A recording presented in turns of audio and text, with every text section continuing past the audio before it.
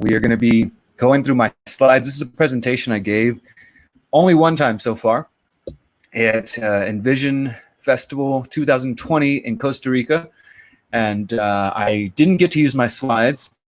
I do have my slides with me today. Not to say that they're that impressive. I'm more of a speaker and a writer than I am a putter together of slides.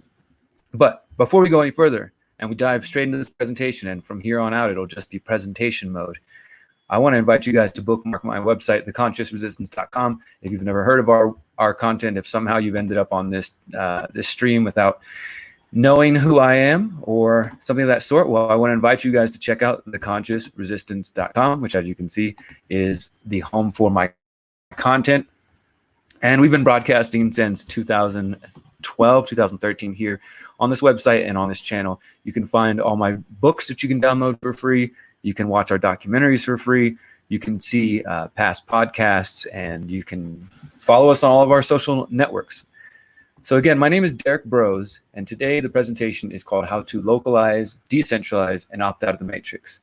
Well, we're going to focus on first defining those terms. If you've heard me speak before, if you've heard me speak at, say, Anarchapulco or Envision or anywhere else, then you know that I like to define terms so that we all understand each other and we're all speaking on the same, same level playing field. And I've got my trusty notes here.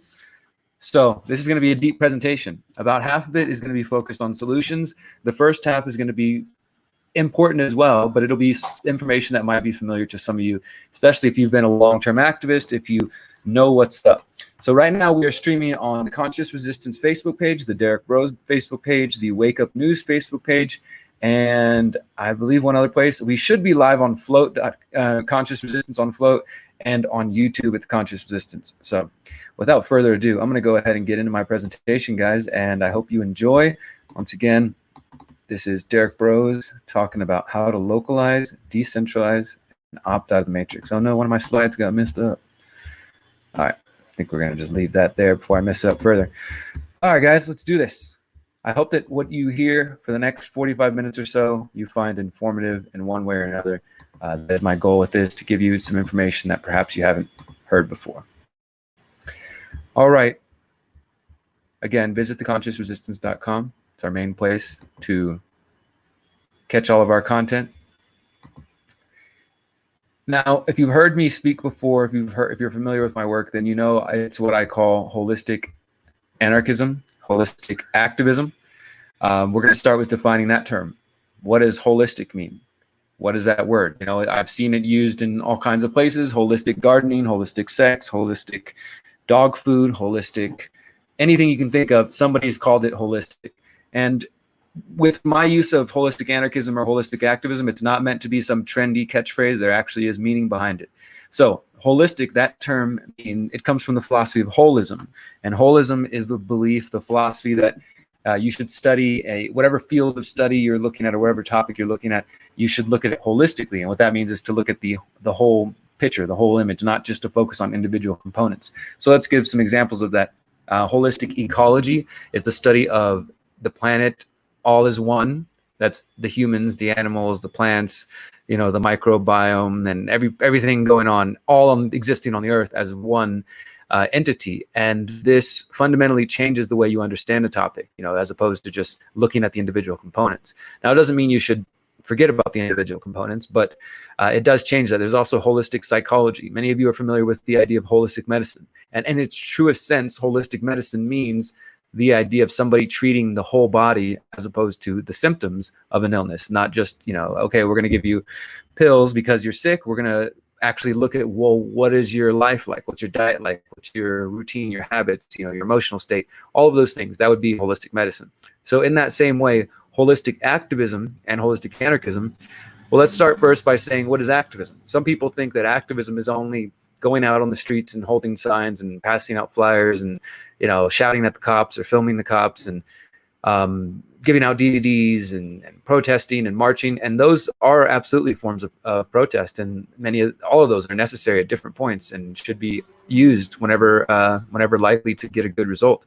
But activism goes way beyond that. To me, I believe activism is the way we live our lives. It's everything that we do, right? So I used to say the revolution or the evolution is in the conversations. It's in the day-to-day interactions we have. And the reason I think that is true is because your activism isn't just when you're outside holding a sign. Your activism is when you're at the grocery store and you see somebody shopping and there's an opportunity to talk about why it's better to buy organic food, or at least to find ways to avoid pesticides. And, that leads into a conversation about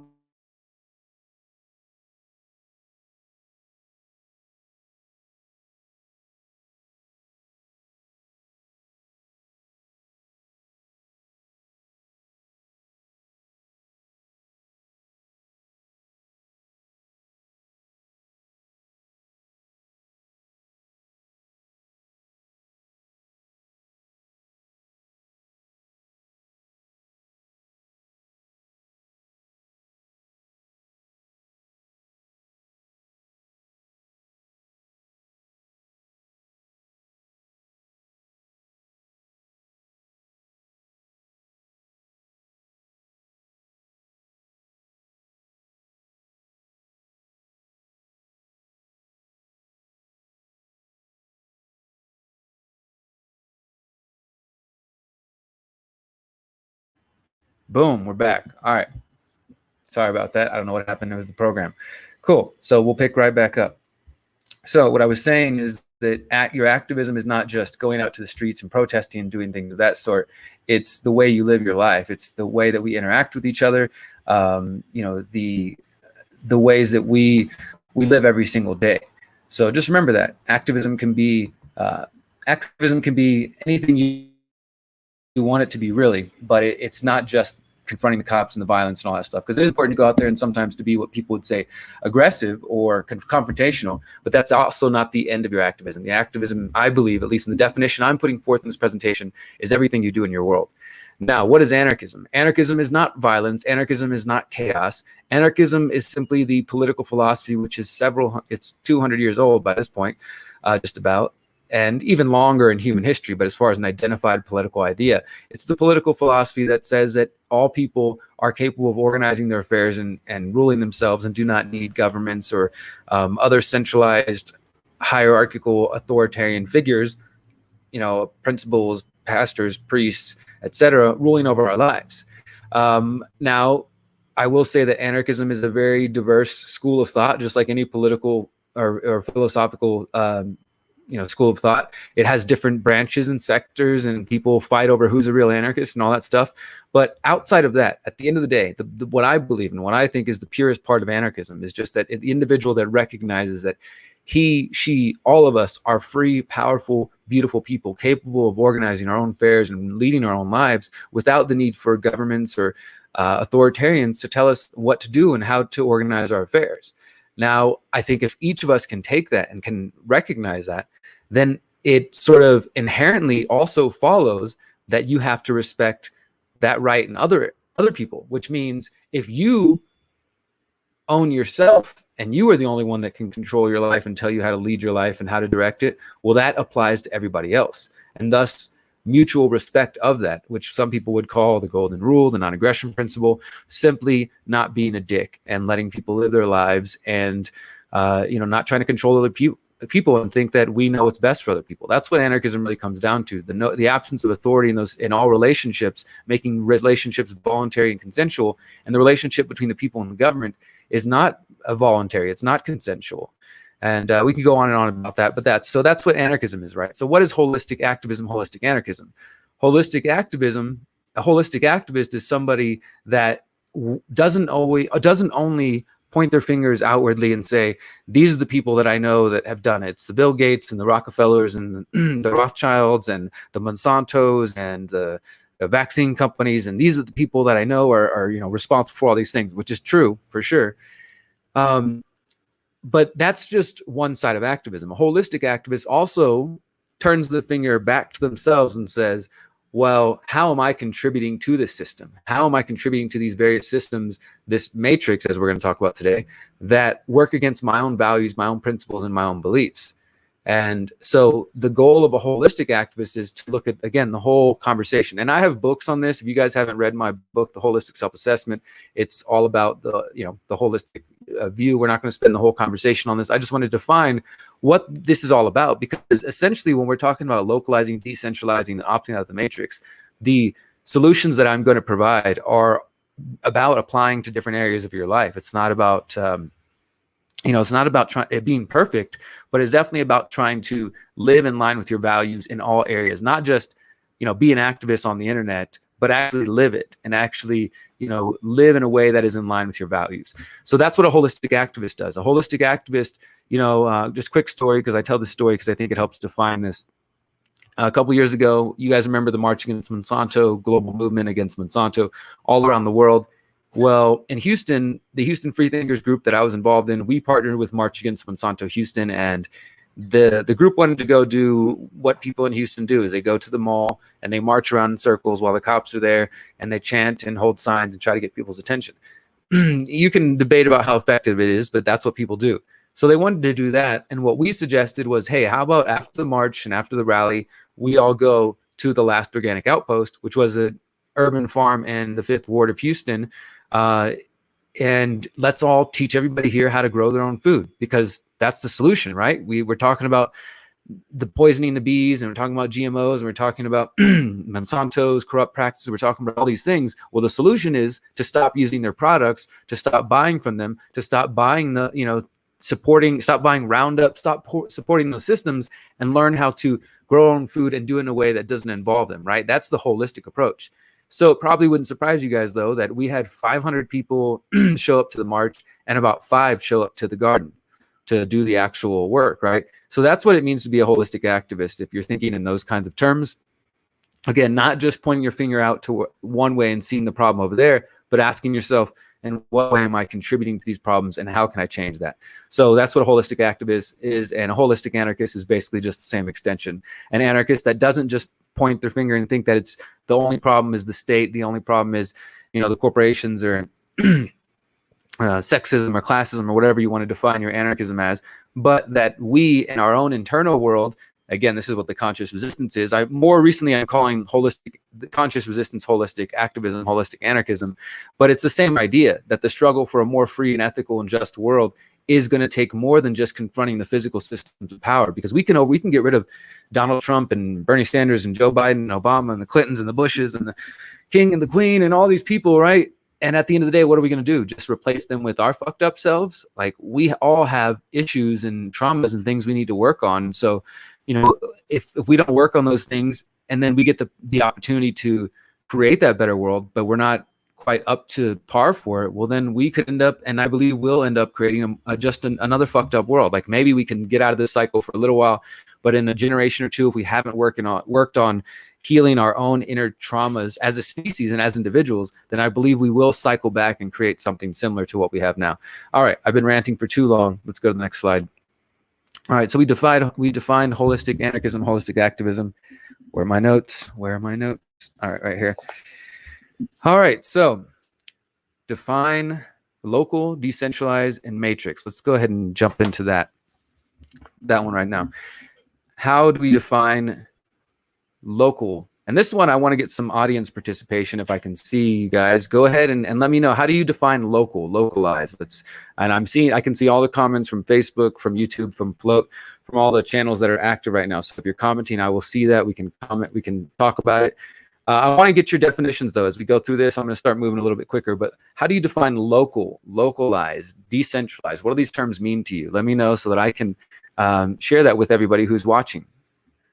Let's make this a conversation. Localize, decentralize, and opt out. How do you define those terms? Let's think about that for a minute. I have my own definitions that I'm going to share, and we're going to talk about what are the real definitions, the official definitions. Okay, so we got local economy, my backyard, my neighborhood, my community, my co-op, community-based, 4 square blocks, local gardens that provide food. All right, so yeah, these are all good definitions. So localize. the idea of localizing. Localizing, of course, is just like it sounds. You're trying to go as local as possible. So if it comes to buying food, these are, someone who's like, I want to only buy food that's coming from within my community. That's super local, right? Or within my city or within my state, or you can get, some people would say, well, the U.S. is local because we're on a global economy, right? Where, others, I would say your backyard, your community, your neighborhood. Somebody says local or walking distance. I would add to that biking distance if you can get there within. And I think I've seen some people define it as less than 100 miles, things of that sort. Either way, we all kind of generally get that whole idea of what it means to be local and why we're thinking local. There's a lot of different benefits to that. I also want to remind you guys as we go through this that thinking in terms of the physical world, you're thinking local, like walking, physical, stuff like that. What about local in sense of your own internal being, your heart? I think the most local we can go is our heart and our mind. And then that again goes back to what I see is the reality of that this is a struggle that's both physical and internal. So when thinking local, you're thinking about how to get, within the distance, community, person to person, things like that. But also what's going on inside your own heart and your own mind. So then let's go to decentralize. How do you guys define that term? What do you think about decentralization? What does that mean to you? All right, for me, I'll give my definition while you guys go ahead and chime in. Decentralization, right? Decentralize is obviously the opposite of a centralization, centralized systems. What kind of centralized systems can we think of? Government, corporations. Most of the systems, a lot of the systems in our lives run themselves in very centralized, hierarchical ways, schools, things of that sort, right? So when we're talking about decentralized, we're trying to unplug and basically diversify and take away power from one institution and to kind of give it and spread it to smaller groups. So this, we got JJ Gardner says, decentralize is bringing all these smaller groups together and sharing points of view and making a group. Exactly. So detachment from big government, big business, foundation of construction, horizontal decision-making. Chris, what's going on? How are you? Non-hierarchical, dissemination of power, a more linear control of something. What's up, Echo? And yeah, so we all get that, right? These are all the terms. So we got localized down, we got decentralized down. Now, what does it mean to you to opt out? How would you define that term? Or just what comes to mind generally? It doesn't have to be a dictionary definition. Again, the title of today's talk is how to localize, decentralize, and opt out of the matrix. We're defining opting out. If you're just joining us, please give us some thumbs up or share. Tag your friends if you know anybody who might be interested in this. Share in any groups. And we would love to have the people come on here and comment and share their thoughts. Publicly owned and run, away from the system, corporate influence. So yeah, opting out is, of course, just stepping away from something. There's something, you're involved in. Exactly, Cheryl. Non-participation. Stepping away from something, whether that means you're opting out of voting, you're opting out of this vaccine, you're opting out of humanity, you're opting out of insanity, uncoupling from the state as much as possible, not engaging in policies, these are all good. You see, so we get it, right? So localize, decentralize, and opt out of the matrix. Now, what do you think of when you hear the term matrix? Matrix, of course, does have, like all these words, does have an official dictionary definition, and in many cases it relates to math.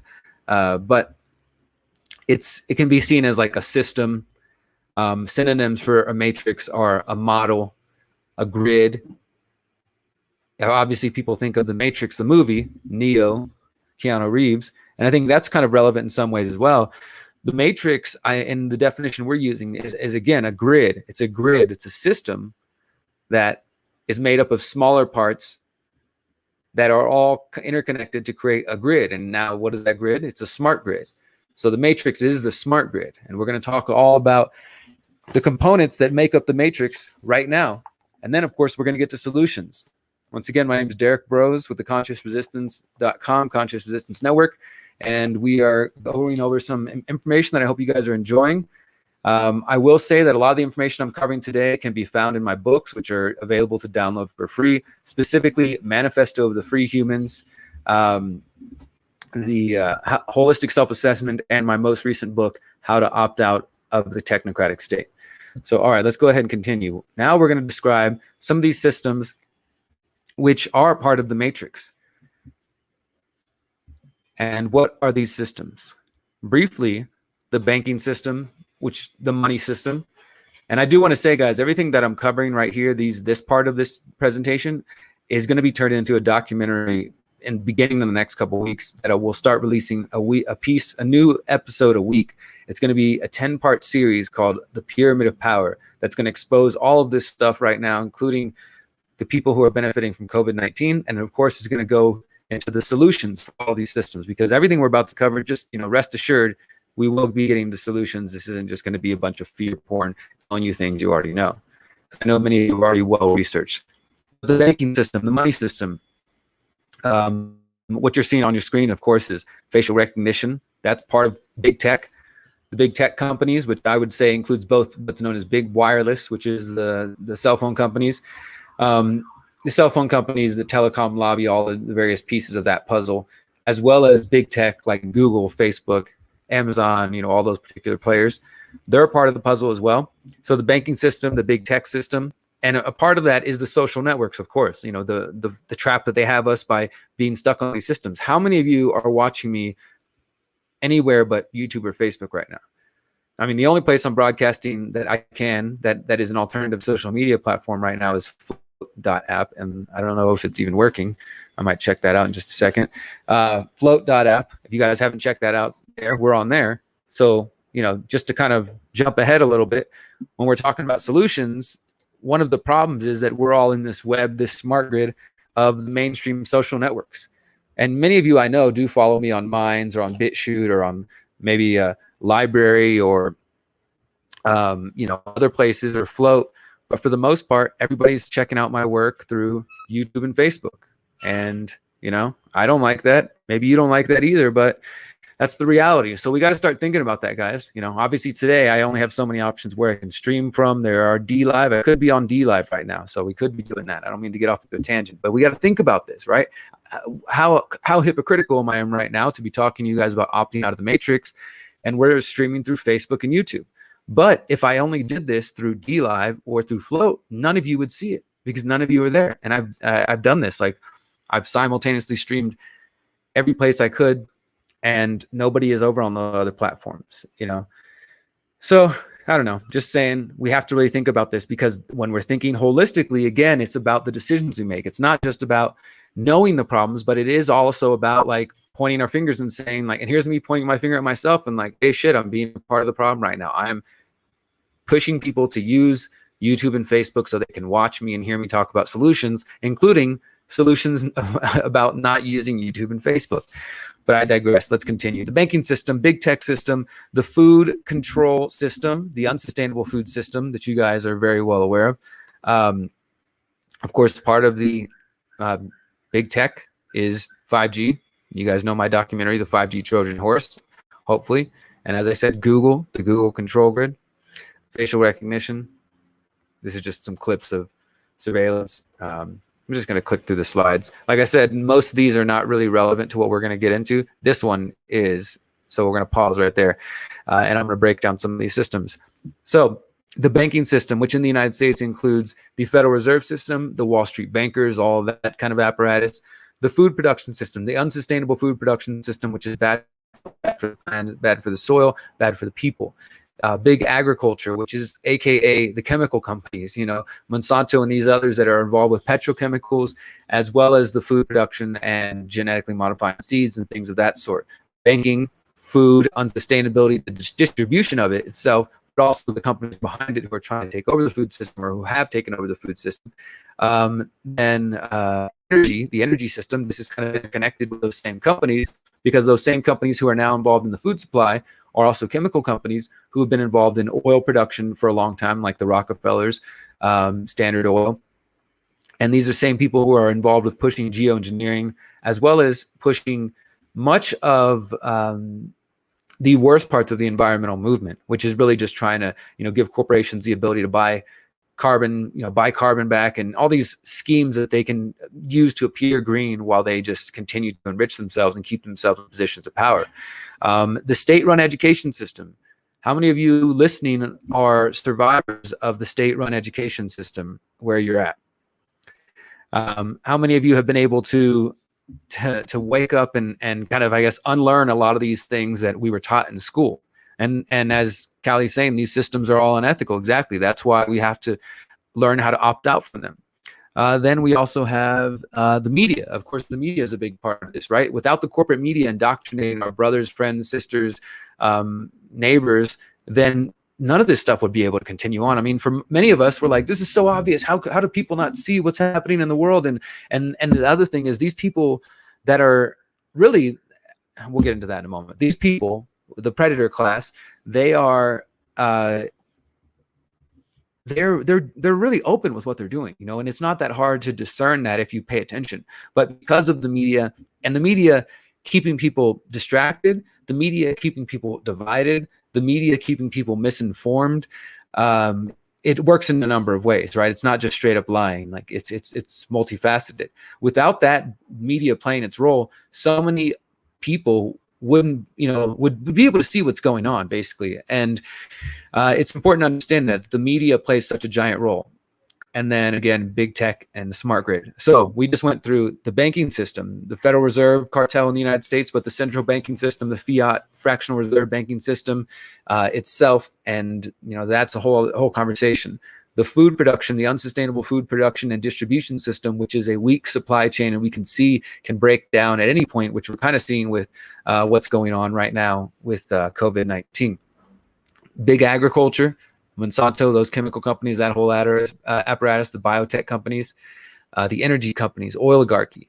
You know, if you haven't seen James Corbett's documentaries on how big oil stole the world, I can't remember the full title, and how big oil and then why big oil.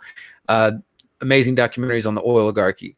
So the energy systems, the state-run education system, the media, big tech, and the smart grid. So these are 7 different systems. And in my documentary, we're going to break it down even further about this. But now we're going to talk about how do we unplug from these systems. We already defined localization, decentralization, and opting out.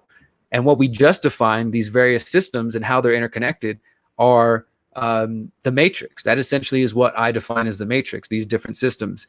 So how do we use the tools that we just named to unplug from these systems? That's where we're going now.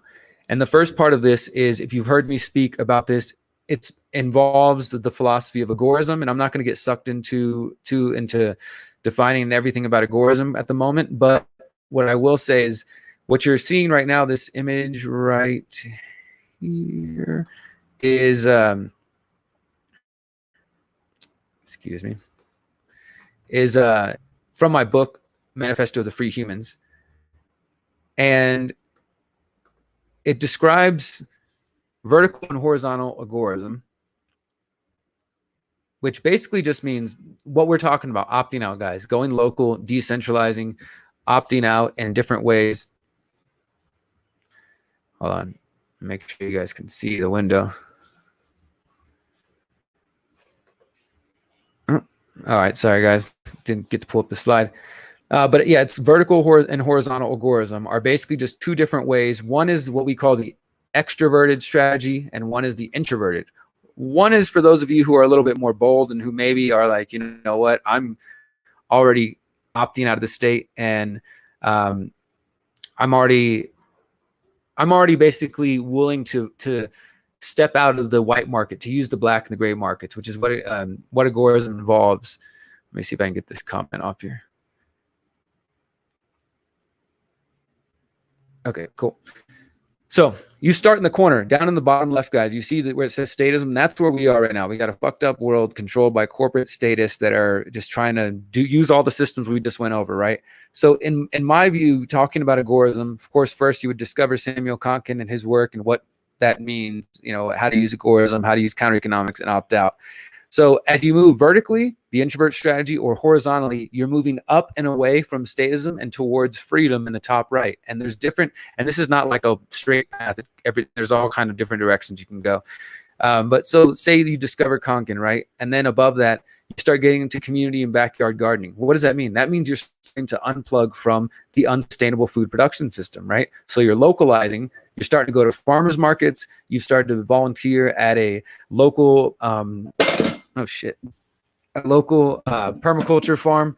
You start to volunteer at the markets, and say with everything going on right now, if you had already had a relationship with um, the markets and the farmers in your area, then when the shit hits the fan or when COVID-19 goes on, you're not even stressed about it when they say, oh, well, we can't open up for business anymore, because you've already got their personal phone numbers because you're connected on that level. And this is what we've done here in Mexico. There's a local fruit stand that has amazing mangoes, and I mean the best mangoes you're ever gonna taste. If you want to come to Mexico, just eat the mangoes, and you'll be satisfied. But we go there pretty much every day. We just went there this morning, and we have their personal numbers, so that if they do have to close down because the state tries to use violence on them. This orange juice is from the fruit stand, actually, from just this morning. And basically, we have their numbers so that if they're forced to shut down, we have a relationship with them, and we can come meet them at our house or go meet them in the back alley for some illegal fruit sales. And we've also talked to some of the vendors at the other food markets we go to. There's a lady who makes awesome guacamole. We got her information in case markets ever shut down. And this is what I mean, is you're building relationships so that you don't have to be dependent on the food production system. Because what happens whenever the grocery store is shut down, or as we've seen, a lot of these systems right now because of COVID-19, they're being strained. They're saying they're having to destroy food, both vegetables and I think pork production is down. There's a lot of things that are happening there. Basically, you just don't want to be dependent on the system. And Gypsy Girl asks, is the food organic from the market? It depends on who you talk to, but yeah, that's a good thing, is that you can actually talk to the farmers here and the people who are at the markets, and they can point you to the farms that are here in the area. Most of them are not coming from far. So that's one step: community gardening, backyard gardening. That's localizing and decentralizing from the unsustainable food production system, from the violence of that system, which is inherent, the violence of the animals, for those of you who are not aware, the violence to the earth itself. And as well, that those systems, in addition to being unsustainable, they're bad to the environment, they're bad to the future. And one thing that you need to understand about the philosophy that I'm putting forth here, and I see that we do have a native family member in the audience, is that we try to think of 7 generations and beyond. And we have to think about the actions we're taking today. At least I believe it is up to us to think of the actions that we're taking today. And again, not just where you shop at, but also the way you treat other people, the way you treat yourself. And this is something that I'm working on daily, to be a better person and to be a better example of how to, live well in this world, and how to not be a hypocrite and not support systems that don't align with my values. Because that's the only way we're really going to achieve change, is if we actually start living up to what we're capable of doing and unplugging from these systems that we know that don't fit our values. So, all right, let me continue on. Community backyard gardening. Now, we can go up to creating or joining a neighborhood watch. I'm going to kind of skim through this a little bit. So that would mean that you're unplugging from depending on the cops and depending on the state to protect you. Your neighborhood starts doing just neighborhood watch, different people volunteering, going around at night to keep the streets safe. And there's something like that over here where we're in Mexico. There's there's a guy who comes around at night and he blows his whistle, and it's supposed to be kind of a message to you that the neighborhood's safe. This guy's out here checking, and there's different forms of that, of community protection. There's also places like Cherán, Mexico, where they have totally basically taken their defense and protection into their own hands, and they're not dependent on the cartels or the corrupt government or the corrupt cops.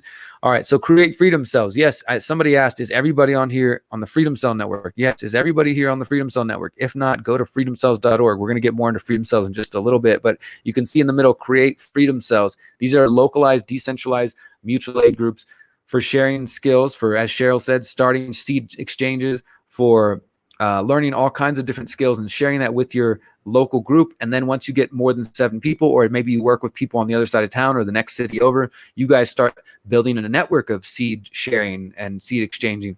And also, I really want the Freedom Cell Network to be a place where people can travel and connect with each other. So use freedomcells.org, use it often, use it actively, create cells and groups in your area, start connecting with people so these ideas can be put into practice.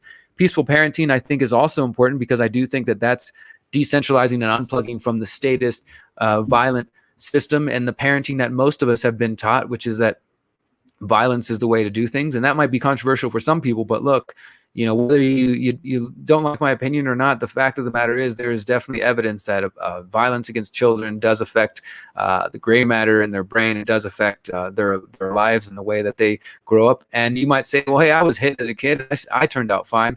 Well, you turned out fine in spite of what happened to you, not because of. And so somebody who chooses peaceful parenting, and again, a freedom cell based around peaceful parenting and unschooling and taking kids out of the status education system, can be very valuable, because that's helping create more people for the next generation that are not going to be thinking that violence is normal and that should be acceptable going in. So, we need to be able to unplug from that system as well. Another one is supporting creating independent media, and that's obviously that's a way to unplug from the corporate media, is to support independent and alternative media, or to become that media yourself. Then supporting peer-to-peer decentralized technologies. This could be cryptocurrency, this could be encrypted apps, this could be all kinds of different things. There's a lot of decentralized ways, and some things start out decentralized and then they become less decentralized over time. Like, for example, just one example, Uber and the idea of ride sharing. Let's not focus on Uber because there are problems associated with Uber. But the idea of ride sharing, decentralized ride sharing, which some people have tried to create apps like this, and I haven't seen them really catch on, but that is a truly decentralized, awesome thing. It takes away the power from the taxi companies, and it's just this idea that here's a positive use of technology, right? You have this phone in your hand and you can just, hey, I need some food, or I need a lift, or I need I want to rent out a house for a night, or whatever. These tools are very valuable, but they're not being done in decentralized ways. So if they could become more decentralized, it would be better for all of us, so that we could use those systems that are nice and it's awesome. Like, yeah, Echo said Arcade Fire was awesome. I don't think it stayed around though, but that was a really great example of trying to be a decentralized Uber effort that was not, with those systems. And so support those opportunities when they're around there. When there are opportunities to support a decentralized version of something mainstream, like, for example, I'm on Library, lbry.tv, library.tv. You can find the Conscious Resistance on there. All of our videos, my documentaries, everything, but it's a decentralized blockchain-based blockchain-based platform, and there are others. And there's truly decentralized privacy-based cryptocurrencies like Monero and a few others. So my point is that when you see those technologies come around, use them when possible. All right, now creating community defense. This kind of goes towards joining neighborhood watches, but it's a little bit more in actually defending ourselves. I talked about this yesterday. I did a live stream yesterday, but in that I talked about how you guys may have seen this woman in Australia who was basically, her child and her were ripped apart because she was, disobeying social distancing and was at some anti-lockdown protest. It was Australia. It was pretty brutal. I mean, it honestly brought me to tears. And this woman was ripped away from her child. She was thrown into the back of a vehicle, and basically, yeah, like they slammed the door on her. It was disturbing to see. And I mean, I think these things are unfortunately going to become more problematic and more likely in the near future. And so what are you going to do about it? So when I started thinking about creating freedom cells and decentralized community defense, I realized that videotaping people getting abused by police and getting thrown on the ground is not enough, because they are killing people. Eric Garner still died even though we got it on camera, and people get killed or abused. And I've been in that situation in Houston where somebody was getting thrown to the ground by the cops in front of me, and I filmed, and I did kind of get in the middle of it. I ended up fighting a year-long court battle because of it. But in the Australia incident, people were yelling and screaming at the cops, but nobody really did anything. And I'm sure they outnumbered the cops, and the cops in Australia don't even have guns, and nobody did anything. They just let this woman get kidnapped and her child taken away from her and thrown in the back of a van.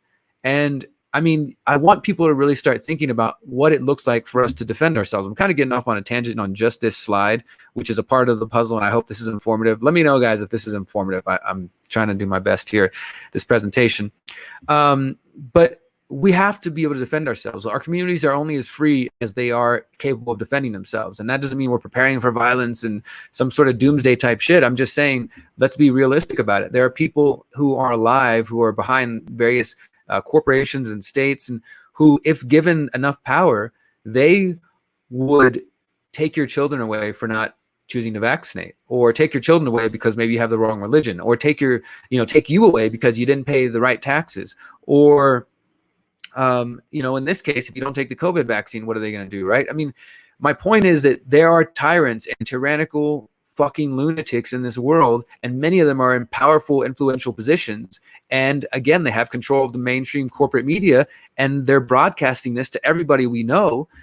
What are you going to do if they try to come for you in some way or try to force something on? And so, look, thinking about this, it doesn't have to just be like, you're preparing for government. It could be violent government agents. It could be some random criminal on the street. It could be your next door crazy neighbor. It could be whatever. What is your community going to do? So one of the things I've talked about is using freedom cells and your community defense group to do role playing. So you have 5 or 6 people, 7 in your group. Somebody be the crazy asshole who's grabbing one of the other people, and the rest of you, how do you respond to that? Okay, all of a sudden a cop shows up and grabs somebody in your community. How do you respond to that? What are the moves you're going to do? Because we used to do this with role playing with cop watching, and you would have one person come on this side, you would have one person cover this angle, and you'd have one person stay back to make sure that they could videotape the whole scene, right? And so we had different positions and ways we would go about this, and we need to really think about that. We need to really think about how we're going to move forward, because again, as I said, our communities are only as free as we can be when it's time to defend ourselves. So yeah, think about community defense. Also thinking about using alternative currencies, decentralized currencies, whether that's cryptocurrencies, whether that's just paper currencies, because at some point when they try to outlaw cash, even just using cash will be an agorist activity, because and in Mexico people prefer to use cash, use pesos, because they don't have to pay taxes on it because it's not tracked. And so think about different ways to get off of because that's part of the Federal Reserve, the banking system, the Wall Street system. Again, if we're thinking holistically, we can go out there and protest and march against the Federal Reserve or march against the Wall Street bankers or occupy Wall Street. But if we keep using their banks, if we keep using their money, then it doesn't make a fucking difference, okay? Let's get that one through our heads. If you're still using their banks, I love you. I'm not judging you, but please rethink that. Think about why. Think long and hard. And I don't know. I mean, at what point is it going to be? At what point are you going to say, okay, it might be inconvenient, but it's worth it to take my money out of the bank? Also, yes, Chris said bartering is definitely valuable. Time banking, I love time banking. I learned about it years ago. Gift economy, any form of alternative exchange that is not in their system, I think is going to be valuable, because you're taking money and things away from them. So avoiding their systems. I'm not even going to read the comment on there so that we don't get a strike from YouTube, but that's a great comment, and I concur, and I know somebody who's in the same position. But the point here is that we have to unplug from their systems, right? Every one of these things that we're covering here, neighborhood watch, growing food, peaceful parenting, supporting independent media, supporting decentralized tech, community defense, creating counter-economic markets. This is awesome. This is something I want more of you to do, and I encourage more of you to do. I've wanted to do something big like this in Houston. I've done it in smaller ways, but have a big market, any kind of market, a farmer's market, etc. But this market would be a market that explicitly took alternative currencies, or things like cryptocurrency or bartering or gift economy or time banking or trades, or let's create a new local currency, things like that. And so that would be completely off the system. It wouldn't be paying any taxes. It wouldn't even be ideally using Federal Reserve notes or pesos. It would be completely off their grid. And so we need to create more of those. And then over here, some of you are probably wondering why it says sell cannabis and other illicit substances. This is part of the philosophy of agorism and counter-economics, is basically just anything that the state says is illegal or that you need a license for. If you do it anyways, with the understanding of the non-aggression principle and not violent actions or anything like that, or stealing or robbing, but you do it anyways. The state says it's illegal for some places to sell or possess cannabis. Well, the person who does that and does it in a conscious way is providing a service. They're an entrepreneur, and they're taking money away from the state by not paying taxes. So that is my slide for freedom cells and for the vertical and horizontal agorism. Let's move on to the next one. This one right here is a symbol that I put it again. This is coming from Manifesto of the Free Humans, my 3rd book. And as you can, this is basically the symbol for the intentional community that I'm trying to build out here. I'm sort of telling this presentation a little bit out of order. I hope you guys don't mind. But I think it's all relevant, and we'll make it full circle. So this pyramid, this triangle here represents what I see as a model that can be used and adapted for all kinds of things, all kinds of communities, and can be changed and again, adapted in all kinds of different ways. The bottom left here, you have Permagora, which is the combination of permaculture, which is a school of thought and a design study system that I really recommend everybody learn about, because it's going to become increasingly important. And really, it's a way to grow food no matter where you live in the world, no matter what kind of space you have. You can do amazing things with permaculture. And it's the idea of bringing permaculture together with the philosophy of agorism. So we call it Permagora. And then at the top, sovereignty of the individual. This is like essential to everything that I'm trying to do, and for any relationships and partnerships and community, whatever that I'm trying to be involved in. The sovereignty of the individual. You are your own sovereign individual. You own yourself. And as I said earlier, the implications of you owning yourself and each of us having self-ownership and possessing that is that it is wrong, immoral, impractical, etc., for me to use force or violence against another free person to try to get them to live the way that I want. So I can say, you know what, I don't like you. I don't like the way you live. I don't like the way you eat. I don't like, the way, just you in general. But I don't have the right to use violence or force against you to try to get you to live the way that I want. And if I did try to do that, I would be the aggressor. I would be in the wrong, right? And so when we apply that to all of our relationships, we understand that we have to, even if we can disagree, we can have respectful disagreements, or we can choose to disassociate. But using violence against each other is never the answer. Of course, that does leave room for self-defense. So, if somebody's aggressing on you, then of course defend yourself. But that's a cornerstone. Self-ownership. Every person that I would work with and live with in a community that is trying to opt out from the system would need to recognize that, and we would all recognize that about each other. And then, of course, back to the bottom left again, we would all be practicing permaculture and using permaculture for our growing community. And Nutritional Solutions says Matt Powers offers excellent permaculture info, and that is exactly right. And then in the bottom right, we have mindfulness.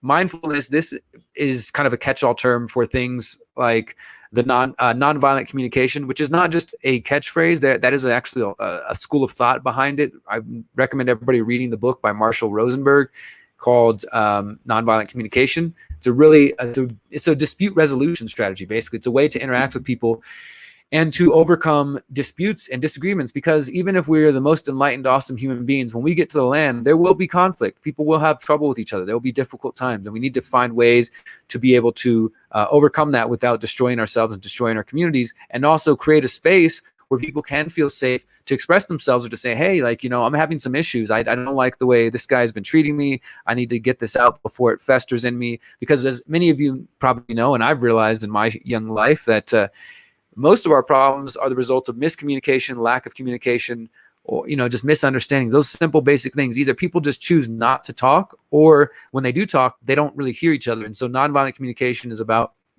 helping you understand the other person's struggles. And really it comes down to the fact that most conflicts come because one or the other people feel like their needs are not being met.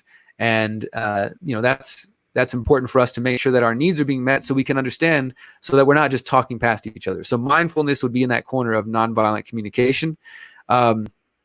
And then among that also, I would say things like meditation, things with just like open dialogue, like maybe making sure that once a week your community or your freedom cell has a sit down dinner together and just talks about how things are going, just maintaining, like actually having some form of actual community coming together and supporting each other. And I think that's what it really comes down to, right? So this is sort of what I am aiming for when I'm opting out of these various systems. So you got sovereignty of the individual, mindfulness, permagora, and then in the center, of course, counter economics and agorism. And if these terms are new to you guys, go to our website, theconsciousresistance.com, download my books for free, or just search either one of these. You'll find my essays. You'll find past videos I've done on this. We have a playlist on our YouTube channel. You can get educated about all of this, because it's really essential to what we're describing here.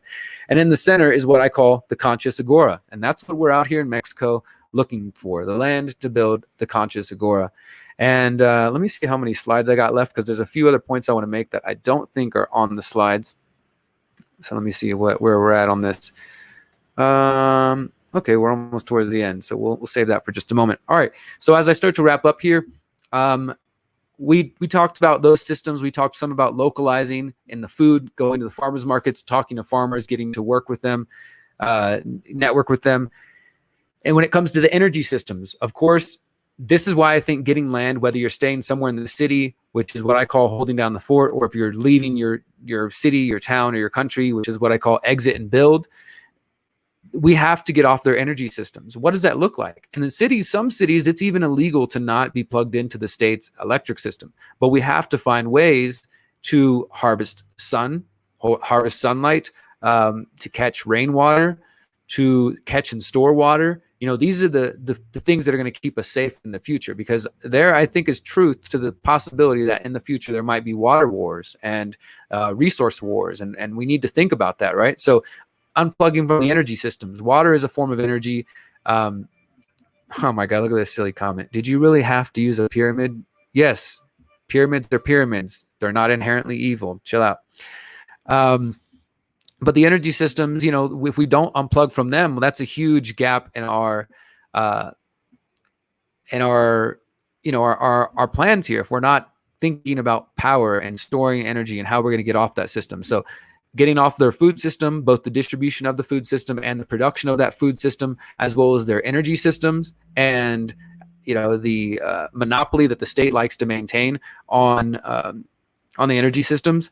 And then, of course, localizing our community by using websites like freedomcells.org. New Mondo is one of New Mondo. Also, Echo mentioned Eco Village and Agro Hoods. There's a lot of resources out there, guys, and we really just have to make use of them. And because just like the Freedom Cells website, there are plenty of people putting out great tools, but they're only as good as the people using them. If the website just sits there and nobody uses it, then it just goes to waste. It could be the best idea, but if it's not being taken advantage of, then it's not going to make a difference. Localizing your community, your activism, use Freedom Cells, use other websites, get involved. And I know right now where you guys may be, it might be locked down, or it seems like some places are kind of coming off the lockdown. Where I'm at, we've never been locked down here in Mexico for the last 2 months. We've still been able to go outside. Of course, we don't really know many local people yet because things are closed down. And so we have found there's permaculture community nearby. There's things going on. And we hope that as people start coming out, that we can get connected with them. But the whole answer is for us to get as local as possible. And as I said earlier, also thinking in terms of healing your own trauma, because when we're defining localization, the most local we can go is in our own heart and our own mind. So when we want to think about localizing, it's not just our food, our energy, our community, our activism, but healing our trauma, making time for ourselves, right? And this is a part of the mindfulness that I was mentioning in my community that I'm trying to build here, is that, and think about this right now. This thought came to me the other day, or I saw somebody post it. So, for example, J-Dub Production just says, I've hardly been locked down at all, too. Good to hear. But a lot of people have been locked down, right? And we recognize that. And you might still be locked down. I have friends who were locked down way back in the beginning of March before I even left Houston. In Italy, they were already locked down. Remember, that was the first place we were hearing. And I was like, holy shit, this might happen in the U.S. And you could be writing books right now. You could be making music. You could be taking time for meditation. You could decide, you know what, I'm finally going to work on all that trauma I got. I've been staying busy, just going to work 60 hours a week and going out and partying with friends and doing everything I can to distract myself. Fuck it. I'm stuck here. I'm quarantined. I'm going to make time to just get inside. And that's what I did when I went to prison, is chose to use the time to go start healing my trauma. I still got a lot of trauma to heal, a lot of, things to do to get my words and actions in alignment, but it's a journey, right? And we can use this freaking COVID-19 bullshit as the catalyst to start changing our lives. Like if we see, if you're in a position where you're like, wow, like some of us are being confronted with the idea that we could be forced vaccinated, or that we might die from the virus, or that the government's coming to kill you, or whatever things that are going on in your head. And there's a lot of frustration right now. And we can use this as a time to rethink our lives and rethink everything we've been doing. And if you feel like you've been wasting your money, wasting your time, wasting your energy, wasting your life, then do something different. Start doing something different. Start turning your life around. Use this as that catalyst. So that's localization: food, energy, community, activism, healing your trauma. Decentralization, I'm just going to kind of recap now, guys, as we start to wrap up. Decentralization in the form of the money system, the income system. We talked about that, guys. Pull your money out of the banks. If you need an institution, you're not ready to stuff it under the mattress, which, hey, like, it's not that big of a deal. We got to start thinking differently. This is what I was trying to get into earlier. I don't know if I finished this thought, but we are confronted with some crazy shit. And at what point are we going to start thinking, I might have to be uncomfortable. I might have to make decisions that I wouldn't make under normal times. If in case you guys haven't heard, the media and these people are pushing the new normal, right? So they're pushing this idea of the new normal that they want us to get used to. Well, we have to think in terms of that, right? So I just want us to start thinking, at what point are we going to make decisions that maybe under quote unquote previous pre-COVID times, you might have made a different decision. And now you're faced with a totally new reality, right? We do have to build a new system. So maybe before you said, I have to have a bank, man. I have to use the bank for this reason or that reason. And, I don't know where to put it. You've heard of credit unions, but you've never actually spent your time researching them and looking into them. Well, now's the time, right? Or maybe you've heard all your crazy, weird friends talk about crypto or talk about barter networks or talk about creating some alternative currency, but you never actually took it seriously and you never looked into it before. So now you have the opportunity to do something. You can take your money out of the bank. Again, think about this. The banks are the same banks that are in many ways are partnered with the state. They fund the pipelines that many people go out there to fight and protest. The banks also collaborate with the state in a number of ways, involved with surveillance programs. I mean, the banks are the backbone of so much of our society, not to mention the Federal Reserve System, the fractional reserve system, and the controlling of our currency from the ground up, I mean, which is basically economic enslavement.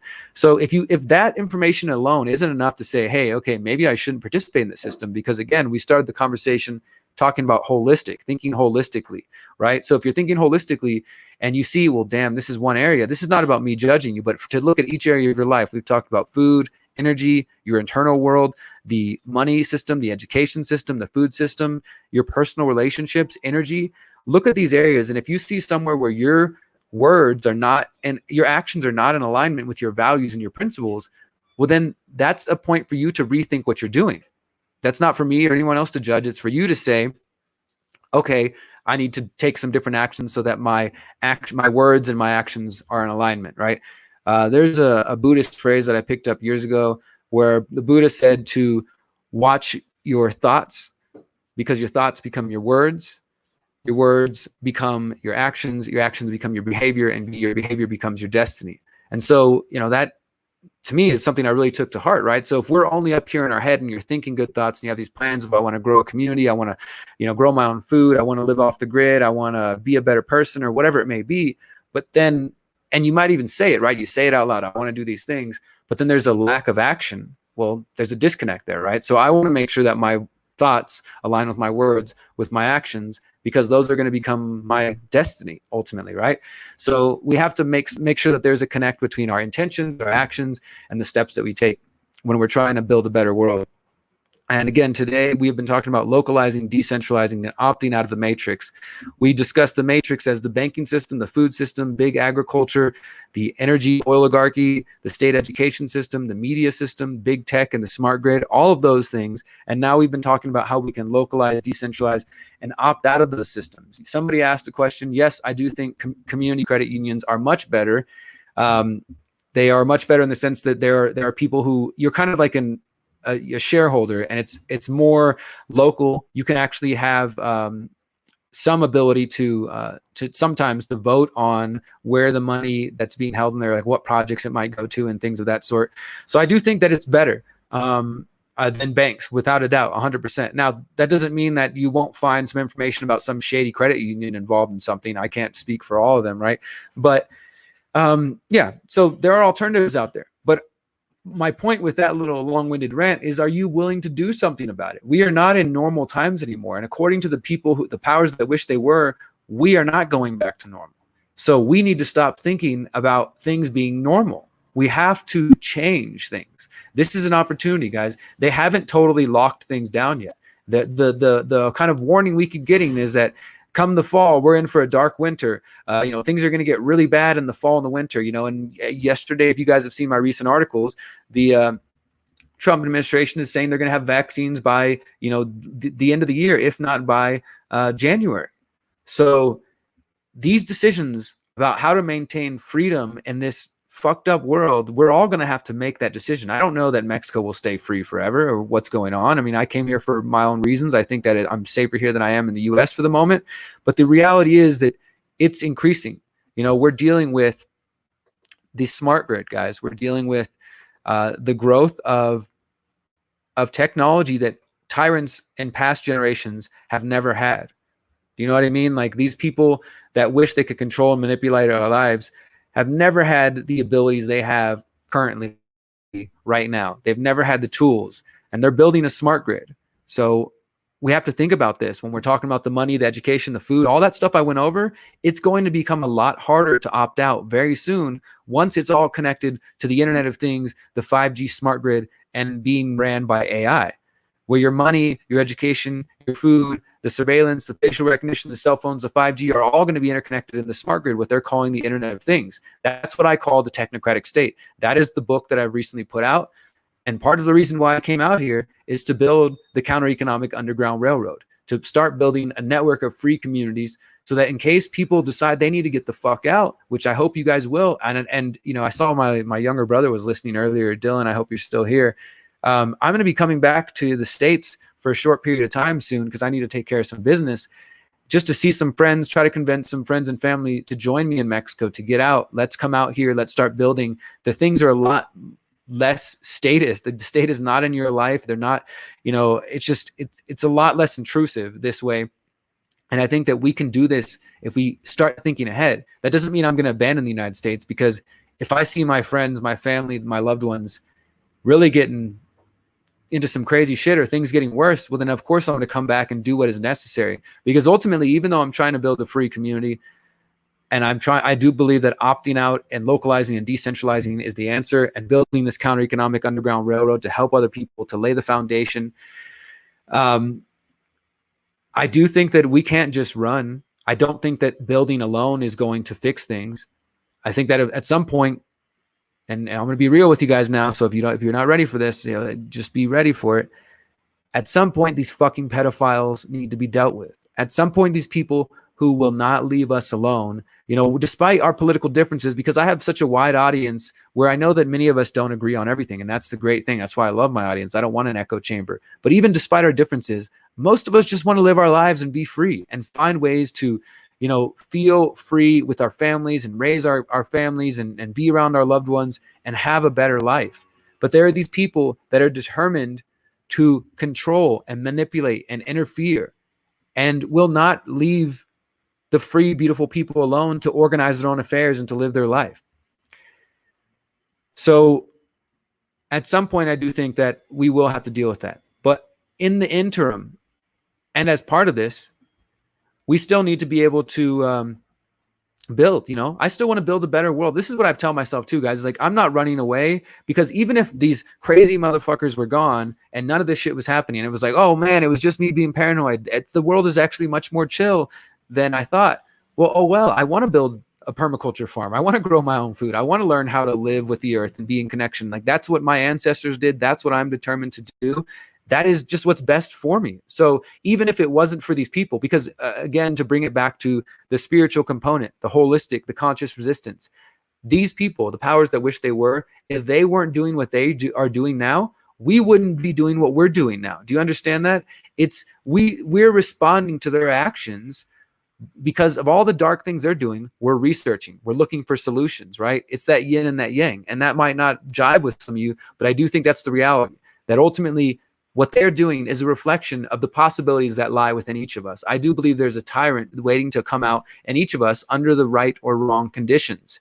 Now, we have to confront that, build the better world, localize, decentralize, opt out, unplug from these systems, and we can build a better world. And we can be in a better position where we can have a network of free communities, so that when these people try to encroach even further, and when we need to help our friends and families to get out of the US or the UK or Australia, because I've been sent for the last 2 months, I've had hundreds of emails from people all around the world who are saying they're terrified of their future, people in the US and Europe and elsewhere who are terrified, and they want to come to Mexico, or they want to go somewhere else. They're looking for help. They're looking to be a part of a community. And there is so much potential right now, guys.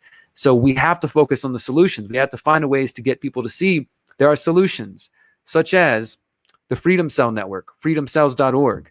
This is a big part of the puzzle, I believe. Whether you call it freedom cells, circles, hives, whatever, guys, we need to start building more than ever. We have a brief window. What I was saying is they're predicting it's going to be way worse in the fall. You know, things are going to be the bad winter, and we're going to get hit hard, and the vaccines are coming. Get out of the United States. The election is going to be in November too. It is an incredible time, always in election year, for them to divide people like they never do. There is division coming. They're saying the virus, whatever it may be, however bad it may be, is going to come back.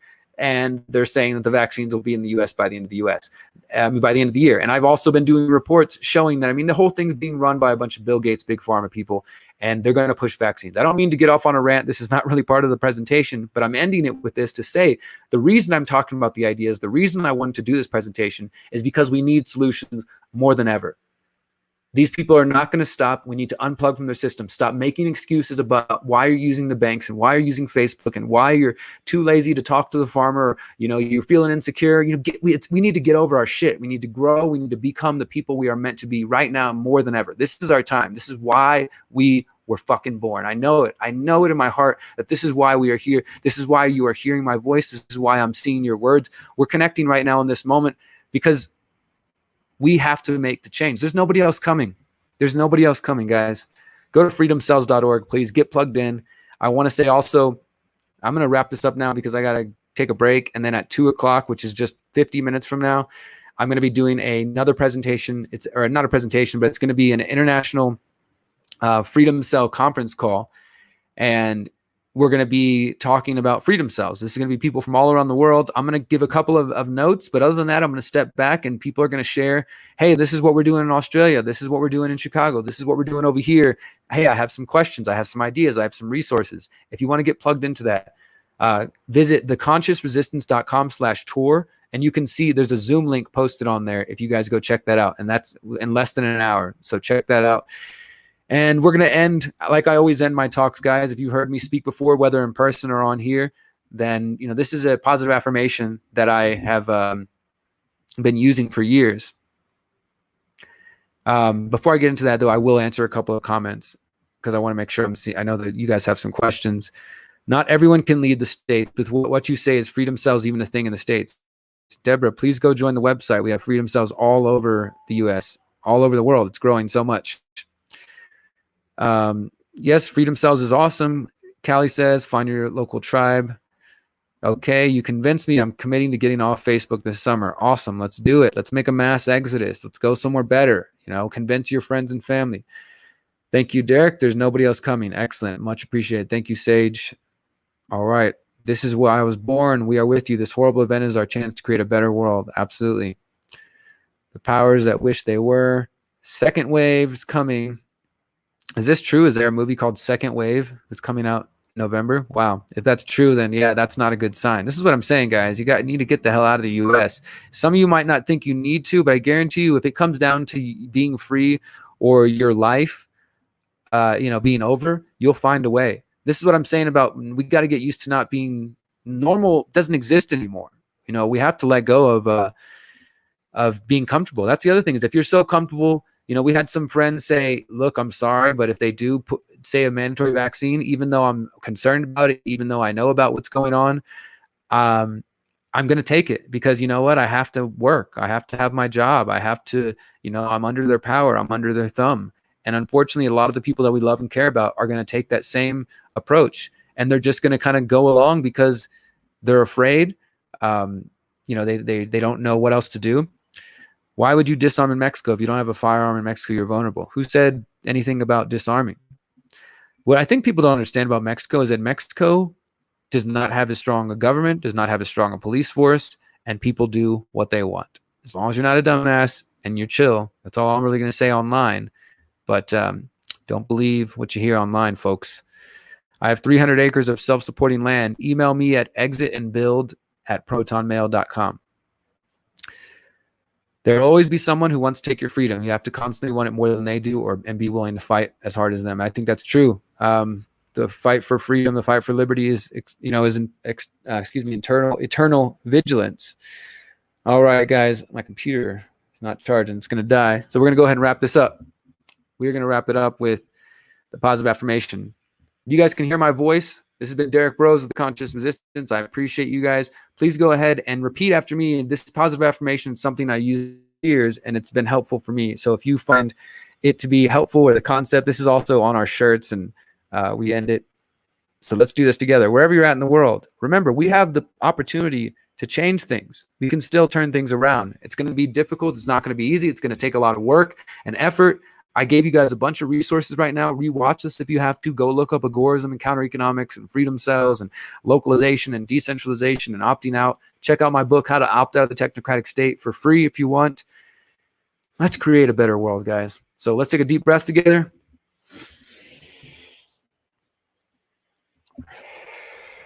Now repeat after me if you feel inclined, wherever you're at. Let's send this out to each other and send it out to the people that we love.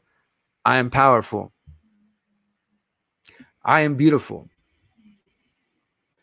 I am free. Thank you guys so much for your time. This has been Derrick Broze with the Conscious Resistance Network.